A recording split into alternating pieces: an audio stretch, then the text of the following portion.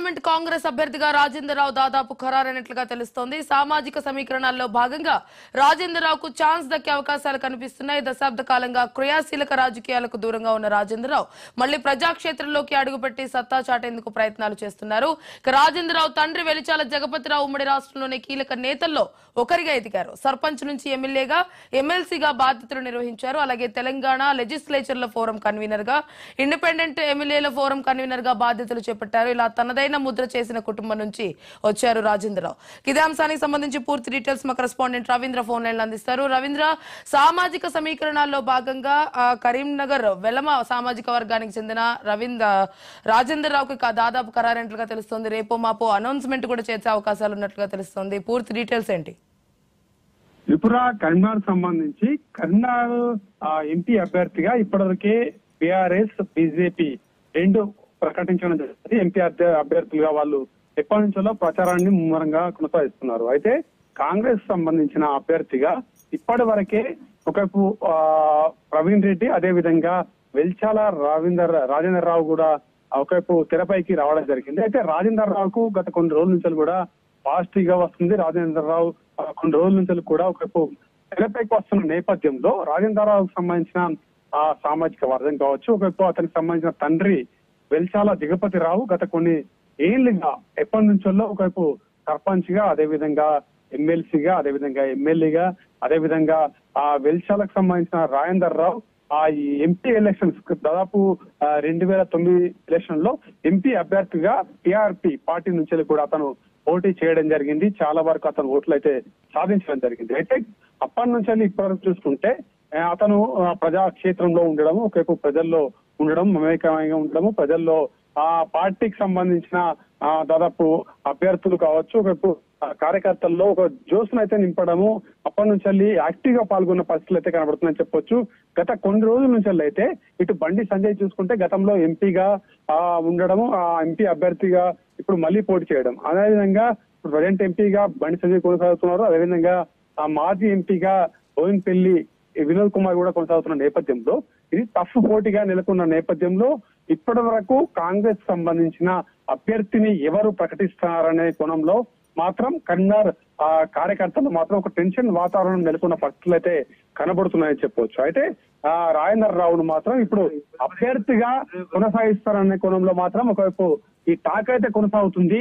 ఆ టాక్ కొనసాగుతున్న నేపథ్యంలో 21 నుంచి 24 వరకు కూడా ఇప్పటి వరకు ఎవరైతే ఉన్నారు, ఎప్పుడు ఏం వ్యవస్థ నడుస్తుంది, ఏం నడుస్తుందనే కోణంలో మాత్రం ఇప్పటివరకు పార్టీ వర్గాల్లో ఒక చర్చనీయాంశంగా జరుగుతున్న పరిస్థితుల నేపథ్యంలో రాజేంద్రరావు అప్పటి నుంచి ఇప్పటి వరకు కాంగ్రెస్ పార్టీలో చేరడము, కాంగ్రెస్ పార్టీలో ఒక కీలక వ్యక్తిగా కొనసాగడము, అయితే గతంలో బీఆర్ఎస్ పార్టీలో కొనసాగిన వ్యక్తి ఇప్పుడు కాంగ్రెస్ పార్టీలోకి రావడము, గతంలో తన తండ్రి కూడా కాంగ్రెస్ పార్టీలో కొనసాగుతూ ఒకవైపు కీలక వ్యక్తిగా నెలకొన్న నేపథ్యంలో ఇప్పటివరకు చూసుకోవచ్చు. మనము ఇప్పుడు మాత్రం రాజేంద్రరావు కీలకంగా కొనసాగుతున్న పరిస్థితి కనబడుతుంది. రాజేంద్రరావుకు వస్తుంది టికెట్ అనే కోణంలో మాత్రం వాటికి సంబంధించిన అభ్యర్థులు అయితే ఒక టాక్ అయితే నెలకొంటున్న పరిస్థితి అయితే కనబడుతుందని చెప్పవచ్చు. గత కొన్ని రోజుల నుంచి చూసుకుంటే రాజేంద్రరావుకు సంబంధించిన వర్గీయులు కూడా ఇప్పటివరకే రాజేంద్రరావును గెలిపించుకుంటాం, కాంగ్రెస్ తెలంగాణలో ఒకవైపు ప్రభుత్వాన్ని రావడము, అదేవిధంగా ఒకవైపు ఈ 7 సంబంధించిన నియోజకవర్గాల్లో మాత్రం నలుగురు అభ్యర్థులు మాత్రం ఎమ్మెల్యేగా ఉండడము, అదే విధంగా ఇటువంటి సమీకరణలు చేపడుతున్న నేపథ్యంలో దాదాపు రాజేంద్రరావును పెట్టిన పరిస్థితి అయితే కంపల్సరీ రాజేంద్రరావును గెలిపించుకుంటాం అనే కోణంలో కార్యకర్తలు అయితే ముందుకు పోతున్న పరిస్థితి అయితే కనబడుతుందని చెప్పవచ్చు. అటువంటి సమీకరణల ప్రక్రియ నేపథ్యంలో మాత్రం రాజేంద్రరావుకు టికెట్ వస్తుందనే కోణంలో వాళ్ళ వర్గీయులు అయితే ముందరికి పోతున్న పరిస్థితి కనబడుతుంది. ఇప్పటివరకే రాజేంద్రరావుకు కన్ఫర్మ్ అవుతుంది. ఒకవైపు 13వ తారీఖు నాడు రాజేంద్రరావుకు టికెట్ కన్ఫర్మ్ చేస్తారు.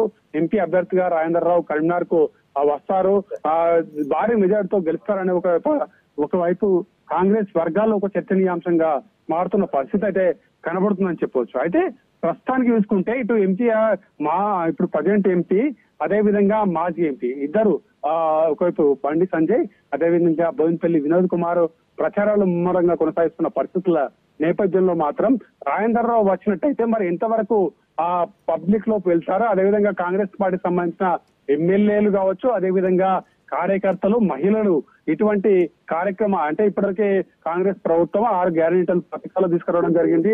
దాంట్లో కొన్ని పథకాలను ఇప్పటికే అనౌన్స్ చేయడం ఇట్లాంటి సమీకరణల నేపథ్యంలో మరి రాజేందర్ రావుకి ఎటువంటి మొగ్గు చూపుతారనే కోణంలో మాత్రం ఒక హాట్ టాపిక్ అయితే నెలకొన్న పరిస్థితి కనబడుతుంది.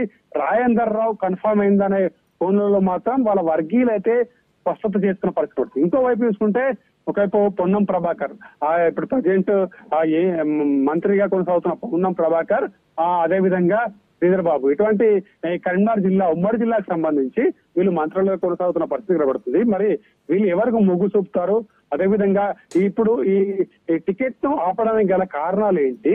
దాదాపు ఒకవైపు మొన్న చూసుకున్నాం ఇటువంటి అంటే ఒకవైపు టికెట్ అనౌన్స్ చేస్తారు కాంగ్రెస్ పార్టీకి సంబంధించి ఎంపీ అభ్యర్థిగా ఒకవైపు వస్తాడనే కోణంలో నడుస్తున్న నేపథ్యంలో మరి ఇంకా టికెట్ అనౌన్స్ చేయకపోవడంతో కొంచెం ఆ వర్గాల్లో మాత్రం కాంగ్రెస్ వర్గాల్లో మాత్రం అసమ్మతి అయితే కొనసాగుతున్న పరిస్థితి కనబడుతుంది. అంటే రాజేందర్ రావుకు మాత్రం టికెట్ కొనసాగించినట్టయితే కంపల్సరీ రాజేందర్ రావును గెలిపించుకుంటామని కాంగ్రెస్ సంబంధించిన వర్గాలు అయితే రవీంద్ర మొత్తానికి మనం చూసినట్లయితే రాజేందర్ రావు కుటుంబానికి కావచ్చు, వాళ్ళ ఫాదర్ కి కావచ్చు, రాజేందర్ రావు గారు కావచ్చు కాన్స్టిట్యున్సీలో మంచి పేరు ఉన్నప్పటికీ కూడా ఆయన దశాబ్ద కాలంగా క్రియాశీలక రాజకీయాలకు దూరంగా ఉన్నారు. అయితే ఇప్పుడు కాంగ్రెస్ తన కరీంనగర్ అభ్యర్థిగా రాజేందర్ రావుని ప్రకటిస్తుంది అన్న వార్తలు ఇప్పుడు వస్తున్న వార్తలు ఏవైతే కన్ఫర్మేషన్ వచ్చినట్లయితే గనక ఇది కాంగ్రెస్ పార్టీ చేస్తున్న ఒక వ్యూహాత్మకమైన మూవ్ అని చెప్పొచ్చు అంటారు.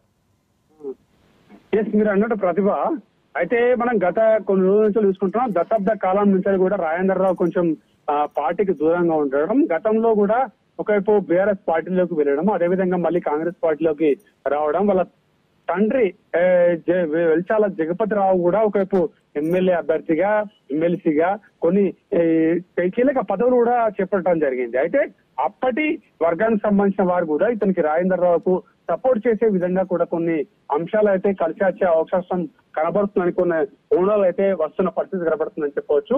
అయితే ఇప్పుడు రాజేందర్ రావు ఎప్పుడైతే ఎంపీకి సంబంధించిన ఎలక్షన్ కి సంబంధించిన ప్రకటన జరగడము, అదేవిధంగా కొన్ని వర్గాలకు సంబంధించిన వారిని తను కట్టుకొని పోవడం, అదేవిధంగా కాంగ్రెస్ పార్టీలో కీలకంగా అంటే తెలంగాణలో మాత్రం ఇప్పుడు కాంగ్రెస్ పార్టీ అధికారం రావడంతో కూడా ఒకవైపు కాంగ్రెస్ పార్టీకి సంబంధించిన అభ్యర్థిగా రాజేందర్ రావు తీసుకున్నట్లయితే కంపల్సరీ పార్టీ వర్గాలు గెలిపించుకునే దిశగా వెళ్తారన్న కోణం అయితే ఒకటి చర్చగా జరుగుతున్న పరిస్థితి కనబడుతుందని చెప్పొచ్చు. Pratibha. Right Ravindra, thank you.